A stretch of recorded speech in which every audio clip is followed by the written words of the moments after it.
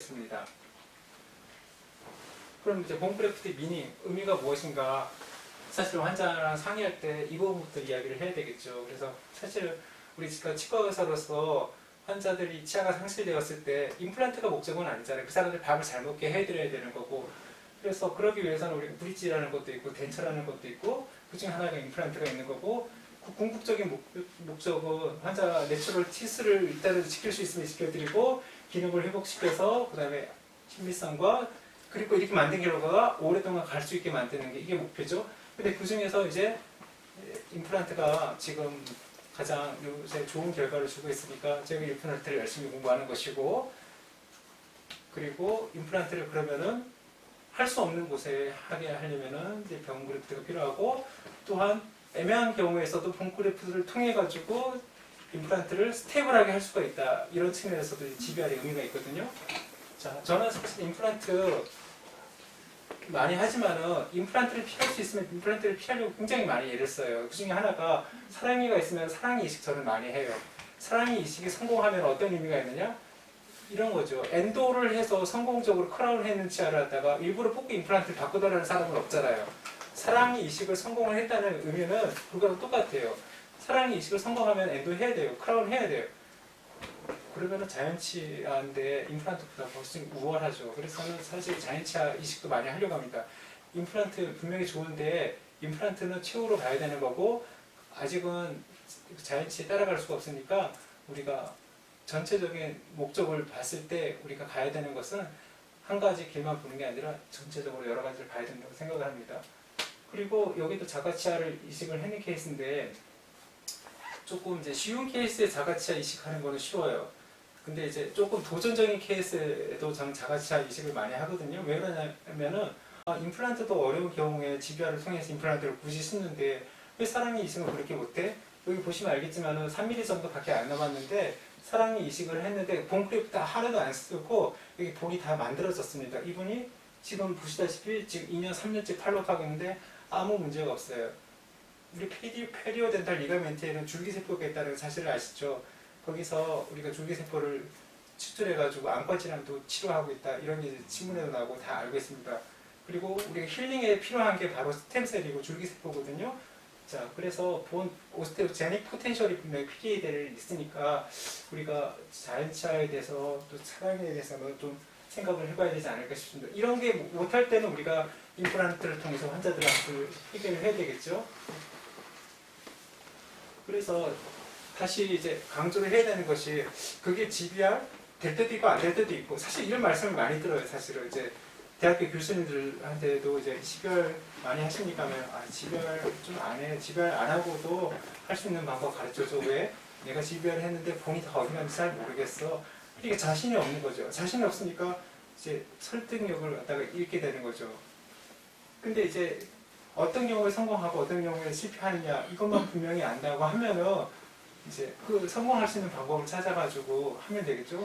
어느 선생님이 어떻게 하느냐에 따라서도 다르겠지만은 그 선생님들이 이제 성격이, 나는 모든 경우에 항상 이제 최고를 추구하고 가능하면 원칙을 따라서 나의 케이스에서 항상 성공을 가져왔어 한다면 GBR에서도 똑같이 그렇게 갈 수가 있어요. 뭐 사실은 환자 바쁘다, 그리고 환자들이 요구하는 게 적어가지고 뭐 적당히 하는 분한테서는 GBR도 똑같은 결과가 거둬지겠지만은 이게 이론적으로 분명히 성공으로 가는 그 사이언티픽한 에비던스가 분명히 있는 치료니까 적당히 해가지고 뭐 될 때도 있고 안 될 때도 있는 거야, 그냥 그렇게 알아, 이렇게 생각하다 보면 항상 그런 결과를 얻을 것이고, 이거는 분명하게 과학적인 증거가 있으니까 원칙적으로 하면 성공할 거라면 성공적인 길을 찾아서 계속 그렇게 가야 되는 것이죠. 그래서 우리의 가치는 우리가 올려야 되는 거라고 생각을 합니다. 치과 의사들이. 자, GBR 어떤 경우는 쉽게 갈 수도 있고 어떤 경우는 어렵게 갈 수도 있어요. 자, 동력에 있는 고체, 금속으로 된 탈 것이 하늘을 날아? 그게 가능해? 비행기? 지금 비행기가 불가능하다고 생각하는 사람이 있나요? 처음에는 그랬어요. 동력이 있는 고체, 기계, 금속이 하늘을 날아? 너 미쳤구나? 이런 이야기를 하는 사람이 있어요. 근데 지금 이거 비행기 있는 게 불가능하다고 하는 사람 없잖아요. 그렇지만 저는 비행기 못 만들어요. 비행기 만드는 공장에서 만들지. 그 공장이 있다고 비행기 만드나요? 누가 어떻게 만드느냐, 합당한 경우에 장소에서 적당한 사람이라면 할 수가 있는 거예요. 내가 못 만든다고 해서 우리 공장에서 못 만든다고 해서 그거 없어. 이 말은 말도 안 되는 거죠. 그래서 결국은 사이언티픽한 백그라운드와 클리니컬 에비던스가 분명하다고 하면은 내가 할 수 있느냐 없느냐, 나 테크닉을 공부하면 되는 거고, 환자가 필요하다고 하면은 뭐 대학병원을 보내서라든지 이제 소개를 해서 이걸 갖다가 알려서 할 수 있도록 해야 되는 것이죠. 자, 그래서 조금 이 경우 제가 조금은 극단적으로 굉장히 어려운 케이스들을 위주로 넣는데요. 뭐 항상 이런 케이스만 있는 건 아니지만 이런 케이스에서도 성공한다고 하면은 이거보다 쉬운 케이스에서는 항상 임플란트 GBR은 성공할 수밖에 없는 경우에 선생님들 잘 보시면 아시겠지만은 오른쪽, 왼쪽도 그렇지만 인피리어 알베올라 캐널 위에 거의 본이 없어요. 저기 어떻게 임플란트를 심어? 그냥 앞에다가 몇 개 심어가지고 그냥 임플란트 서포티드 덴트를 하든지 뭐 하지 할 수 있는데 성공했어요. 네. 물론 위는 또 본이 그거보다 좋아가지고 조금 이제 본이 좋은 데를 선택해서 저렇게 심었지만은 보시면은 엑스레이 봐도 그렇고 클리니컬 사진을 봐도 그렇고 본인 버티컬로 임플란트를 갖다 심을 수 없는 곳에 거의 제로 본을 갖다가 임플란트 픽스터를 갖다가 심을 수 있으려면은 최소한 7, 8mm를 오그멘테이션이 된 거고 성공을 했다는 것이죠. 예. 그래서 이건 그 테크닉의 문제이구나 이렇게 볼 수도 있지만 또 선택의 문제고 이건 또 의지의 문제이기도 하고 그리고 환자와 신뢰의 관계 그리고 이거는 또한 우리는 책임감을 갖고 있어야 되는 그런 문제이기도 합니다. 그래서 간단하게 GBR을 강의하면서 뭐 노하우, 테크닉만 말하고 싶지 않았고 이런 부분에 다 여러분들이랑 말씀을 드리고 싶었습니다.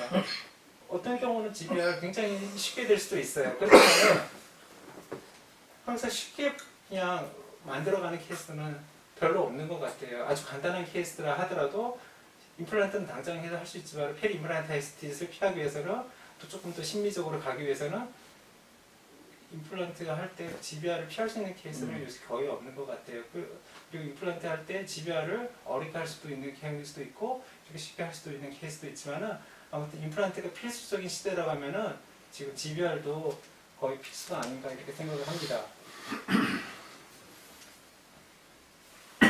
그래서 봄 그래프트의 의미는 뭐냐면은 임플란트가 불가능한 곳에 임플란트를 심게 할 수가 있고 그리고 그 오퍼레이션 결과를 프리딕터블하게 만들 수 있고 임플란트를 또 봄 그래프트 먼저 하고 나중에 임플란트 심은 다음 스테이지 어프로치 할 때는 임플란트 할 때 굉장히 스트레스 안 받고 쉽게 할 수 있거든요.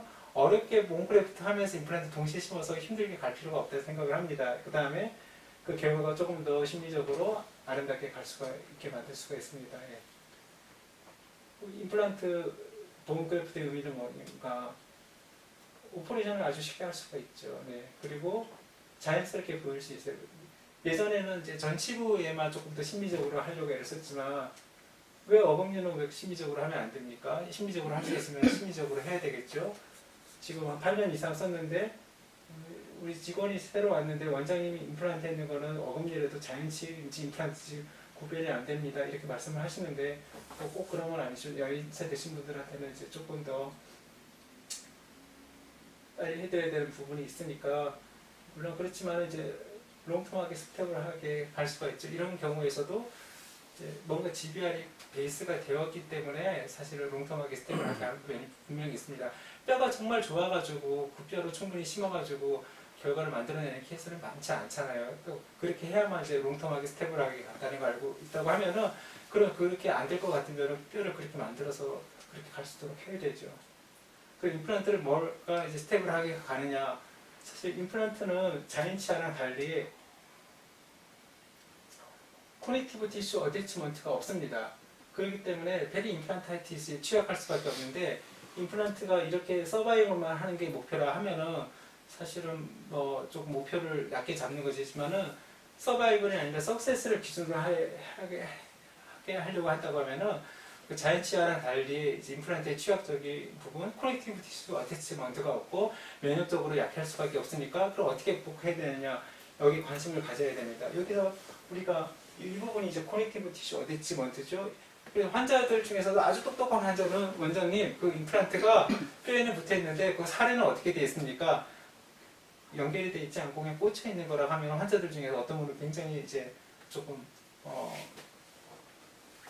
표정이 좀 안 좋아지시는 분이 계세요. 그분은 좀 뭔가를 아는 거죠. 그래 거기 무침물 들어가고 어떻게 합니까? 뭐 이런 말을 하는데, 그래서 페리 임플란타이티스가 생기는 것은 이제 뮤코자이티스에서 생기고, 이제 우리가 분대가 있으면은 양 두 나라가 서로 이제 대적하고 있는 가운데 국경선이 무너지면은 이제 다 후방이 무너지는 것처럼 최전방이 이제 임플란타이티스를 막고 있는 것처럼 임플란트를 스테이블하게 하는 것은 점막이고, 그 점막이 무너지느냐, 그 자연치와 임플란트의 차이가 있고, 그렇죠. 임플란트를 어떻게 하면 스테이블하게 가느냐 하는 측면에서 본크래프트가 제가 의미가 있다라는 걸 말씀하기 위해서 이 주제를 말씀드리는데, 사실 이 주제에 대해서 이제 박 선생님 들으셨지만 저번에 제가 여기에 대해서 말씀을 많이 드렸습니다. 결국은 임플란트 본 크래프트를 통해서 소프트 티슈를 강화를 시킬 수 있고 스테이블하게 만들 수 있다라는 것입니다. 그래서 이 구조를 갖다가 지키기 위해서는 본 크래프트가 필수적이라는 겁니다. 왜 그러냐면은 자연치아는 이 블러드 서플라이가 어디서 오냐면 PDL에서도 오고 수프라 페리오스티움에서도 옵니다. 그렇지만은 임플란트는 페리오스티움에서 오는 것밖에 없어요. 그렇기 때문에 페리오스템에서 오고 코넥티브에서 오는 그 블러드 서플라이를 충분하게 만들기 위해서는 본 크래프트를 충분히 해서 그 본 위에 있는 연조직을 지킬 수 있어야 그 임플란트가 페리 임플란트가 안 생기고 갈 수밖에 없습니다. 예. 그래서 임플란트 본 크래프트의 의미는 임플란트를 스테이블하게 가는데 굉장히 의미가 있다. 그래서 이런 부분은 이제 또 바이오로직 미드스에 대해서 이야기를 하면서 저번에 다 말씀을 충분히 드렸습니다. 그래서 이제 여기 보면은 이제 치주의 대가들도 계시고 이런 분들이 계신데, 그런 분들이 말한 내용 중에 하나가 본 크래프트의 의미는 지금 소프트 티슈를 서포트 해가지고 피지올로직한 바이오로직 미드스를 확보해가지고 임플란트를 스테이블하게 하는데 본 크래프트가 필요하다, 이런 말씀을 남기셨습니다. 네.